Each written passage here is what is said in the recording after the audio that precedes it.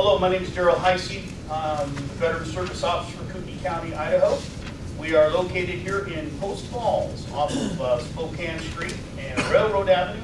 If you have a vehicle and you want to avoid all the traffic down in Coeur d'Alene, you come over to the DMV. We're right there located with them on 120 East Railroad Avenue. My cards and what we do at our office, we have a little table back there along with folks from Commerce and Labor here, which is also here in Post Falls. So if you want to meet with me or talk with me about something that's pressing for a service-connected disability or a non-service-connected pension or something along that line, I'll stay around for a while and answer any and all of your questions you might have as it pertains to how do we file claims to the VA. And so I want to let you know that I'm very fortunate because I love my job. I love my job. I love what I do. I'm a retired veteran out of the United States Army. I retired in 2002, and I served my country in the Army chaplaincy as a chaplain assistant supervisor. So I understand the part of being a veteran. Did 21 years. I also know the process of filing claims for VA purposes by myself, because I did that too. I'm also service-connected disabled veteran. So I understand that process if you do it by yourself. It's a lot better if you do it with somebody like myself who understands the rules and laws and the regulations and has all of the paperwork that's needed in order to accomplish this task, because it can be daunting. So when we talk about service-connected disabilities, let me just talk to you a little bit about what does that mean, so you kind of have an idea about what we're talking about, service connection. I had a husband and wife come into my office. They were both in their 80s, and the gentleman had never filed for any VA benefits before. He sits down and we start to talk. And so we're talking about, what he did in the service. Well, I'm a bombardier. Okay, great. I says, how's your hearing? My hearing's great. The wife jabs him in the side and says, he can't hear anything. Well, he's got hearing aids that wrap around the backside of his ear. So already I'll know there's something wrong with his hearing.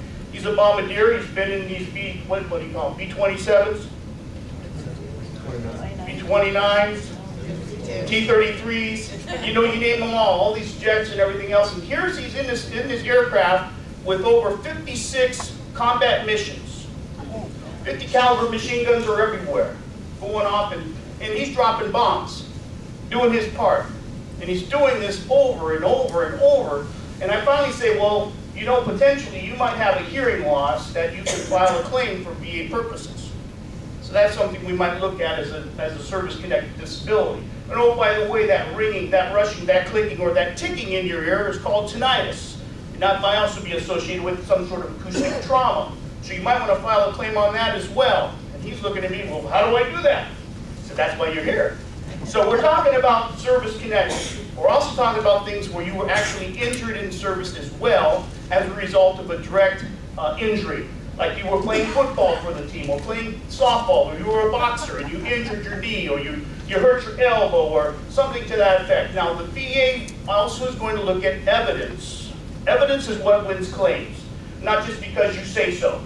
So you remember this, that when you come to me, you're coming to an advocate that's going to assist you in that process, because it is a process. If you don't have the evidence, we're going to show you how and where you get that evidence, and how to build your claim so you can win a claim if you potentially have that ability. Now, I'm not going to file a fraudulent claim for anyone. If you have perfectly good hearing when you leave the service, there's a good show possibility you're going to get denied for hearing loss. However, there is such a thing as a whisper test. So what they call a 15-15 on a separation medical examination. A lot of you guys who left Vietnam, those who left Korea, those who left World War II, you don't have any audiology examination. No one checked you out. So there's a good possibility, based upon what you might have done after the service, you might have been able to file a claim for bilateral hearing loss and tinnitus, and possibly win that with the VA. Okay, so that's the process. It takes approximately 7 to 8 months to complete a claim, but it pays back to the date of original claim. So keep that in mind.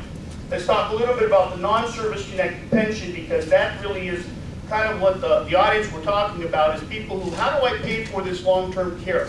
How do I pay for, getting some help around the house? Now, the non-service connected pension is another benefit that the VA has that we can help you file. It is basically a dollar in for dollar out. So in other words, if you're a husband and wife, the veteran, and there's need for regular aid and attendance, the maximum income you can have is $23,396 a year. I have information on this on the non-service connected pension as well. For the veteran, there is also a non-service connected pension, what we call the widows, what we call the improved death pension, or the spouse of a veteran. So there is that benefit as well. But what we're talking about is a husband and wife. So the aid and attendance is the maximum amount is $23,396. If you make over that, what we're going to start to do is reduce your out-of-pocket medical expenses. And that reduces you down, and hopefully that'll help to get you below the $23,396. Whatever the difference between that amount is and the $23,396, that's what you get over a 12-month period and 12 equal payments. Pretty simple, huh? It's a process. We understand that process. So if you qualify for it, we're going to apply for it for you. There's a lot of people who are applying for benefits through the VA, and quite frankly, they may not qualify or they may not be entitled to that benefit. Anyone can file a claim to the VA. A veteran can file a claim to the VA on the computer, over the internet. They allow you to do that. It's open to you to do that, and you're able to do that if you want. Keep in mind, evidence is what wins the claim. Not your hearsay, not what they say. So keep that in mind as well. If you have a current claim moving forward right now, and you'd like to have an idea about what's going on with it, there are certain numbers you can call. We can help you with that as well. I do want you to bring to your attention a couple of things as it relates to widows' pensions. Widows' pensions are called dependency indemnity compensation. This is the benefit that's paid out to a surviving spouse of a veteran and or to his family members who dies from a service-connected disability. This is really important because there are a couple of disabilities that are recognized by the VA. It's kind of a shotgun out here. Here it comes. Lou Gehrig's disease.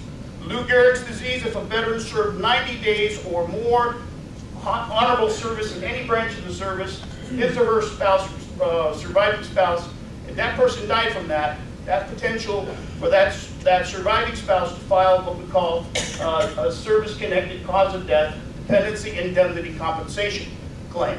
Cause of death, service connection. It's $1,154 a month for that individual, the surviving spouse. Check this out. We have filed about 7 of those in the Kootenai County area. We've gotten all the responses back. All the ladies, a lot of them, their husbands died in 1976. We filed this claim for them in the last 2 years. They got paid retro back to the date when this became a law with the VA. So we're talking quite a bit of money potentially here. The other thing too that's newest for the Vietnam veterans, there are presumptive conditions for the Agent Orange presumptions. And there's 3 new ones, and I want those to be heard today. So if you know somebody who's a Vietnam veteran, was boots on ground or muddy water, in other words, was in a river tributary or was tied off at the dock somewhere in Vietnam, that particular individual may be entitled to service connection. Here again, it's going to be based upon a diagnosis of the condition, ischemic heart disease, better known as coronary artery disease. You have a stent, you have a claim.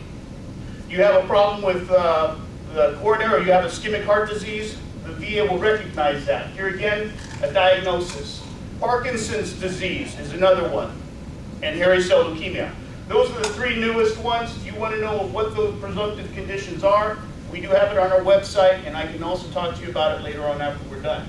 But there are a lot of different benefits that the VA has, and my son, who's 12 years old, is a published poet. Well, actually, he's a joke writer.